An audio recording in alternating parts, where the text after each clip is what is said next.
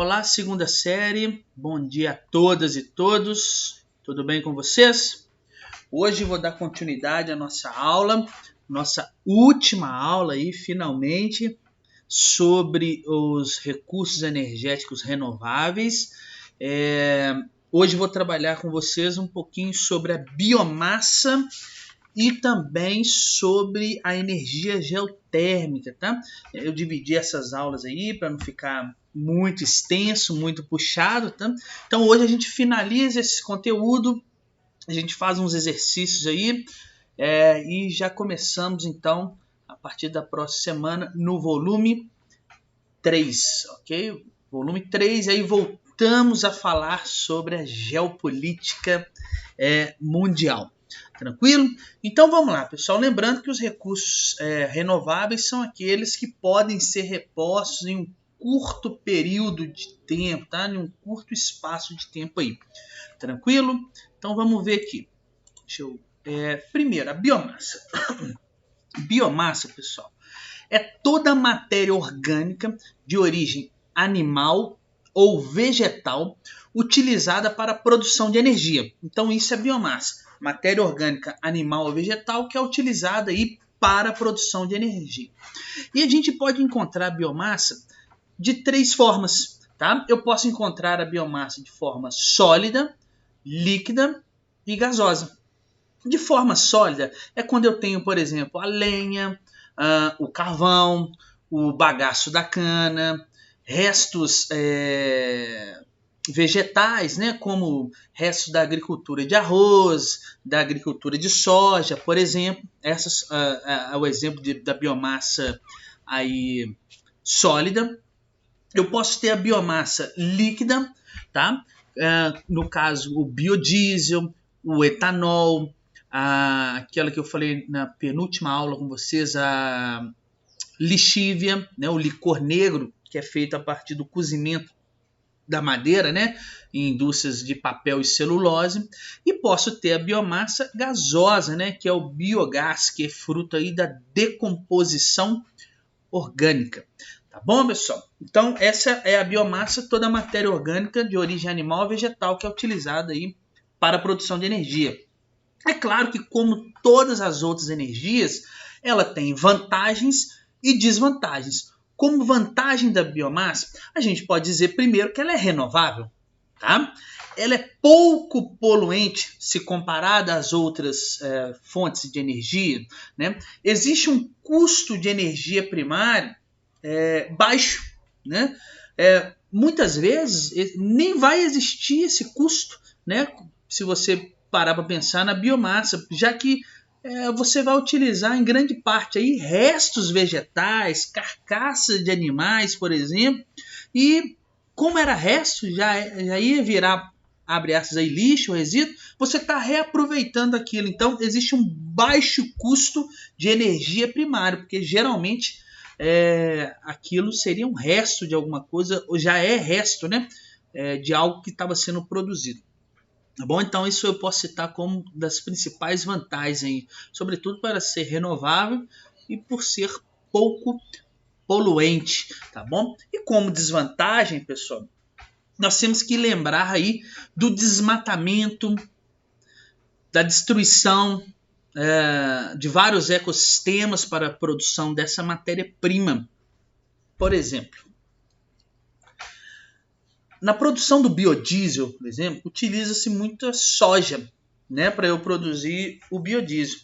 E na expansão da produção de soja, em função da demanda, né, e tanto para a indústria como da indústria alimentícia, como para a produção de biocombustível, eu tenho que gerar novas áreas produtivas, né? E isso acaba levando à degradação ambiental, né, pelo desmatamento. Eu preciso de mais áreas para plantar, né, soja. E nós temos o caso aí no Brasil muito sério, né, do desmatamento, sobretudo da floresta amazônica, o desmatamento de grande parte do cerrado para se plantar soja. Então, é uma desvantagem a utilização cada vez maior desse recurso, porque ele vai levar ao desmatamento e à destruição aí de vários ecossistemas, né, para se produzir essa matéria-prima, né? Já que ela é produzida, por exemplo, no caso do biodiesel, a partir da soja, por exemplo. Tá ok? Eu posso citar que ele tem um menor poder calorífero também, quando comparado aos combustíveis tradicionais. Então, o poder de queima dele é um pouco menor em relação aos combustíveis tradicionais. Isso conta como uma desvantagem também para a biomassa. Tranquilo? Olha só. Olha que legal aqui esse videozinho sobre biomassa. Renewable Energy 101. Vou passar aqui para cima, peraí. Posso ter uma legenda? É bem curtinho, tá? Ele fala um pouquinho sobre energias renováveis e sobre a biomassa, tá? Vamos lá. Biomass, the original renewable energy. It's been part of our lives since our ancestors learned to control fire. In fact, it's made possible by the sun, whose energy is absorbed by trees and plants through photosynthesis and then released when organic matter is burned or decomposes. First, there's plant waste. Wood scraps, sawdust, and crop waste can be collected from farms or manufacturers. The waste is burned to heat water. The hot water creates steam. The pressure of the steam spins a turbine. The turbine powers a generator. The generator creates electricity. Simple, really. Next up, animal waste, also known as the problem of cow poop. The solution? Waste from farm animals can be collected in a large tank called a digester, filled with bacteria that eats the waste and converts it to methane gas. The methane is captured and burned to heat water and create steam. Sound familiar? Second verse, same as the first. This same principle can also be used to capture methane, a potent greenhouse gas with 25 times the heat-trapping ability of carbon dioxide, from landfills. Once a section of the landfill is closed off, pipes are run from the waste to collect the gas, which can then be burned to make electricity or heat. Biomass may not be the prettiest form of renewable energy, and it needs to be used carefully and thoughtfully to protect ecosystems and prevent greenhouse gas emissions, but it can be a smart way to make use of waste. Power to the poop.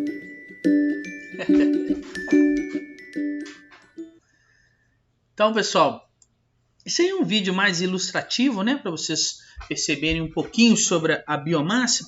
E eu quero separar dois pontos da biomassa que é importante nós discutirmos aqui, que é o biodiesel e o etanol. Renewable Energy. Pera aí, deixa eu passar isso aqui. Aí, olha só, o biodiesel, pessoal. Biodiesel é um combustível renovável produzido a partir de óleos vegetais aí, ou gordura animal, tá? Ou gorduras animais, tá? É um combustível que nós chamamos aí de ecologicamente correto. Ele é biodegradável, tá? Veio aí a partir da questão da biomassa, tá? Ele é um óleo diesel premium, tá? É um óleo combustível, né? Um óleo diesel premium. Ele é menos poluente e contém aí baixo teor de enxofre, tá bom? No Brasil, o diesel, ele é vendido, o diesel aí que vende em postos de combustível, tá? Ele é vendido com 12% de biodiesel desde março de 2020, tá? Então, na composição do diesel que é vendido, 12% dele vem do biodiesel, tá?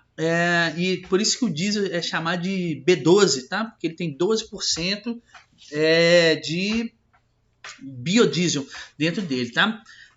No Brasil, é interessante nós pensarmos sobre essa questão da biomassa, na questão do biodiesel, a diversidade de matérias-primas vegetais disponíveis para a produção de biodiesel, ela é muito grande, tá? Nós temos no norte, por exemplo, do Brasil, nós temos a produção muito de dendê, babaçu. No nordeste eu tenho algodão, mamona. No centro-oeste e no sudeste brasileiro eu tenho a soja. No sul eu tenho o girassol, por exemplo. E isso tudo faz com que o Brasil tenha uma diversidade muito grande de matéria-prima, né, sobretudo vegetal, disponível para a produção desse biodiesel, tá? Se eu pegar a nível mundial, a produção mundial de biodiesel ela é liderada pela Alemanha, tá? Que produz 46% do biodiesel produzido no mundo. De todo o biodiesel que é produzido no mundo, a Alemanha produz 46%. A França vem em segundo com 14%. depois a Itália com 11% e o Brasil corresponde, né, a 2% só de toda a produção de biodiesel no mundo, né? Apesar de toda a nossa diversidade aí de matéria-prima, tá bom? As matérias-primas mais utilizadas no Brasil para a utilização, né, para a produção de biodiesel, quase 70% a gente utiliza óleo de soja.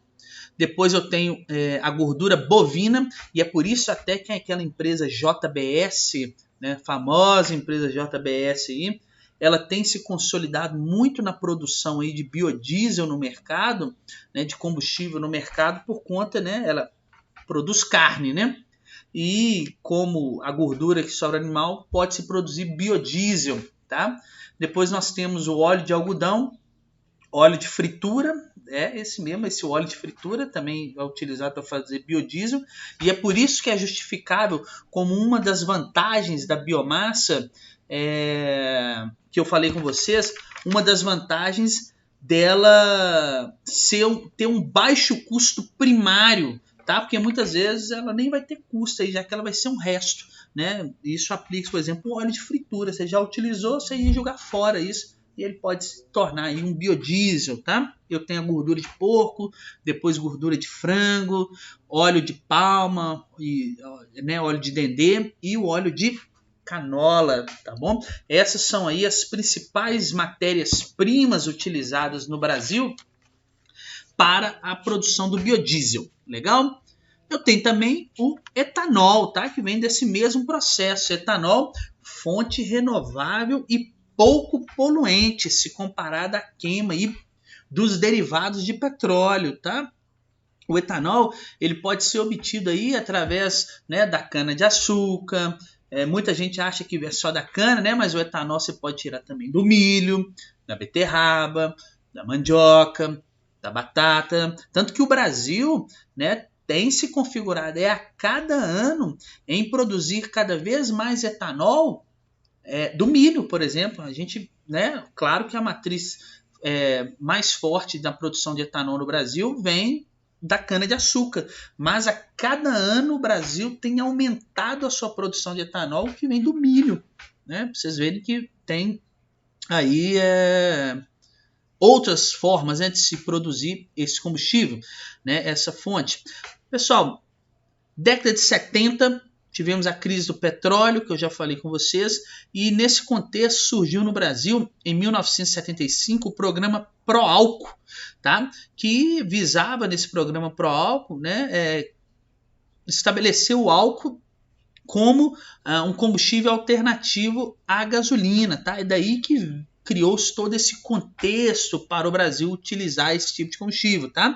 Esse programa Proálcool foi desativado em 1990, tá? E o Brasil, mesmo esse programa tendo sido desativado em 1990, o Brasil se destaca no cenário global como sendo o país com a tecnologia mais avançada na fabricação de etanol. Olha aí, isso é super interessante, tá? O Brasil é o que mais desponta aí com tecnologias para a fabricação de etanol. E esse despontamento, vamos dizer assim, tecnológico, mundial, internacional na fabricação de etanol, veio sobretudo no crescimento dos últimos anos dos carros com motores flex, né? Com bicombustível, que você pode abastecer com ambos os combustíveis, tá? Os maiores produtores aí de etanol do mundo, primeiro, Estados Unidos, que corresponde a 53,5% da produção mundial. Depois o Brasil, tá? Com 23,8%, seguido da Alemanha, com 3,7%. Beleza? Vamos lá, mais uma então. Pessoal, e agora, por fim, a energia geotérmica. Essa energia ela é obtida a partir do calor do interior da Terra, tá?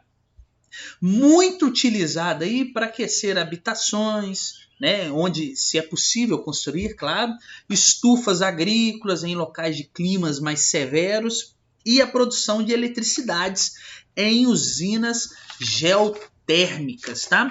Como vantagens, né, ela é pouco poluente, tá? Isso que está saindo aí é só vapor d'água, tá bom? ela é pouquíssimo poluente, tá? Ela não queima combustíveis como as outras fontes, né, que nós vimos aí. Ela é renovável, gera poucos resíduos, não é vulnerável ao clima, ou seja, faça sol, faça chuva, como ela depende só do manto terrestre, ela vai gerar energia o tempo todo e existe um baixo tempo de retorno, tá? A partir do momento que você faz um investimento para a construção, né, de uma usina geotérmica, o seu retorno financeiro em cima dela é muito curto, tá? É muito baixo, tá bom? Em pouquíssimo tempo, é muito caro você implantar ela, mas em pouco tempo você consegue ter esse retorno, tá? E como desvantagem, eu tenho o alto custo inicial, tá? O alto custo inicial para se plantar não é fácil, é complicado, tá? Em locais que são instaladas essas usinas, pode ocorrer um afundamento do terreno, tá? Já que você vai mexer com o manto terrestre ali, pode ocorrer um afundamento. Você pode ter a emissão, em alguns casos, aí, do famoso H2S, né, que é o sulfeto de hidrogênio, tá? Altamente tóxico para os seres humanos. Tá? E como desvantagem, talvez a principal desvantagem da energia geotérmica, é que ela é viável em poucos locais, né? Poucos locais são geologicamente aí favoráveis à utilização dessa fonte energética, tá? Os países que mais utilizam a energia geotérmica é os Estados Unidos, em primeiro lugar, depois as Filipinas e depois o México, tá? Desculpa. Se você pegar o contexto de todos os países que produzem energia geotérmica, todos eles, sem exceção, são países que se encontram no encontro de placas tectônicas, tá? Que é onde é mais fácil você conseguir captar aí, essa forma. Quer ver que legal? Olha esse vídeo aqui, ele é bem ilustrativo sobre a energia geotérmica, que passou naquele canal National Geographic. Olha que legal. Vamos lá, né? Se eu conseguir passar.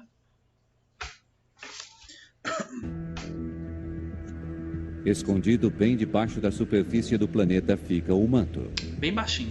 Aqui, o magma agita rochas superaquecidas que esquentam bolsões de água subterrânea, fazendo a pressão subir como uma chaleira.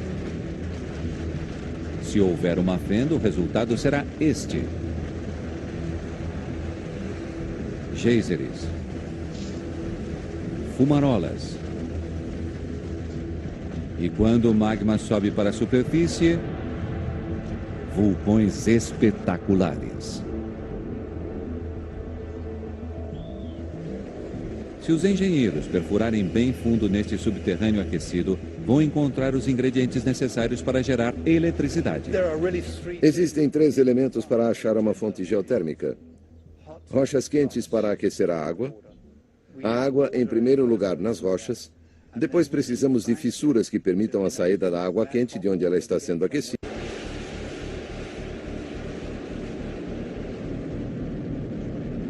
Uma torrente de vapor capaz de virar uma turbina e gerar eletricidade no que antes seria uma usina elétrica tradicional.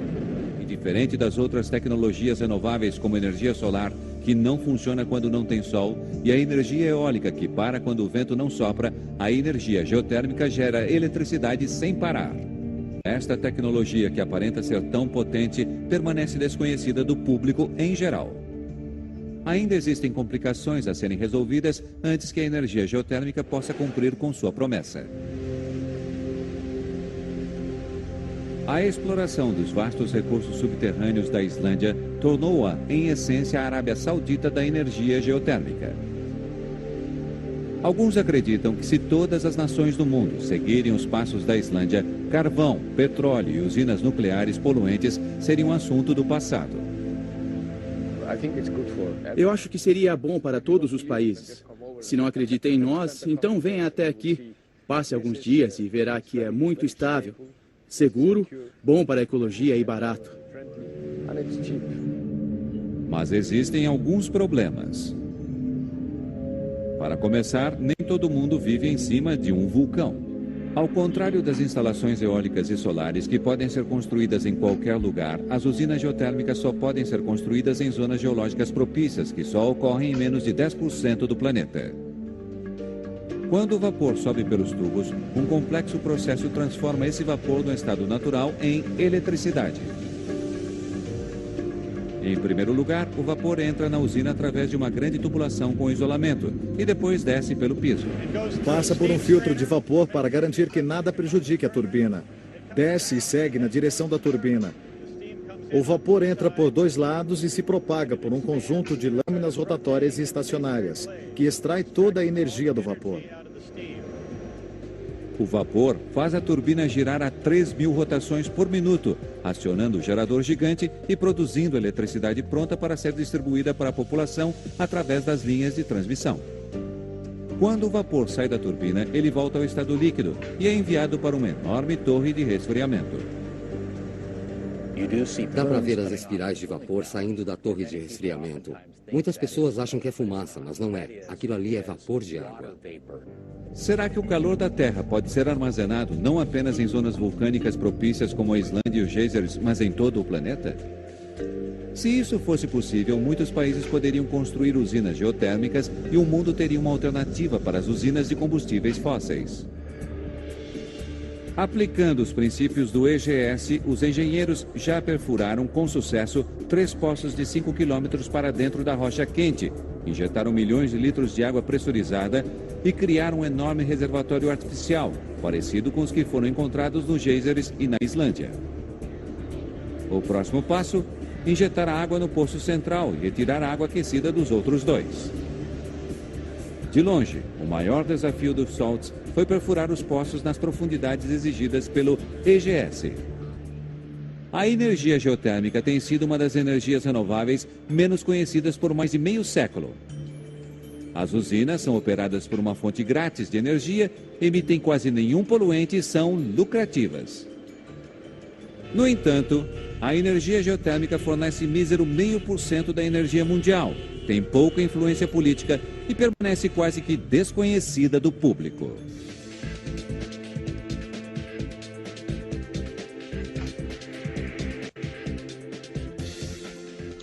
Beleza, pessoal? Então, com isso eu encerro a nossa aula de hoje sobre os recursos aí renováveis, encerro o nosso capítulo sobre recursos energéticos e estou à disposição de vocês para qualquer dúvida aí. Tchauzinho e até semana que vem.